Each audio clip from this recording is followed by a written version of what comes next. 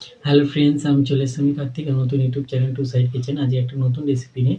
আজের রেসিপি হচ্ছে আলু দিয়ে মাছের একটা রেসিপি। সেটা বানাতে কী কী উপকরণ লাগে আসুন দেখায়। তার আগে একটা কথা বলে দিই, আমার চ্যানেলে যেসব ভিডিও ছাড়া আছে আপনাদের যদি ভালো লেগে থাকে লাইক কমেন্ট শেয়ার করবেন, বেশি বেশি করে শেয়ার করবেন। আপনি যদি আমার চ্যানেলে নতুন হয়ে থাকেন প্লিজ সাবস্ক্রাইব করে দেবেন, নিচে বেল নোটিফিকেশনটা অল করে দেবেন যাতে আমার ভিডিও আমাদের কাছে আগে পৌঁছায়। তাহলে চলুন আলু দিয়ে মাছের রেসিপিটা বানাতে কী কী উপকরণ লাগে আসুন দেখাই।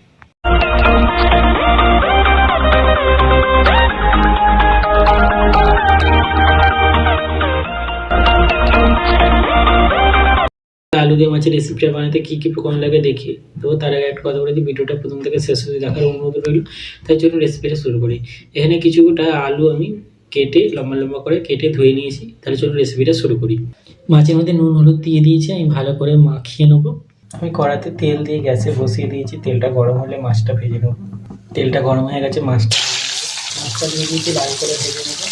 মাছটা ভাজা হয়ে গেছে, তুলে নেবো।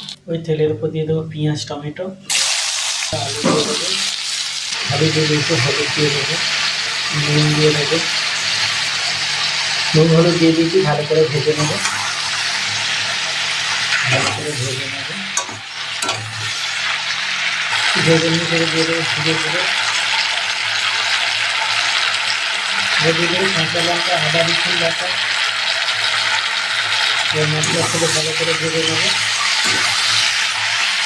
ভালো করে কষে ভেজে নিয়ে জল দিয়ে দেবো, জল দিয়ে দিয়েছি। এবার মাছগুলো দিয়ে দেবো, এবার ঢাকা দিয়ে দেবো।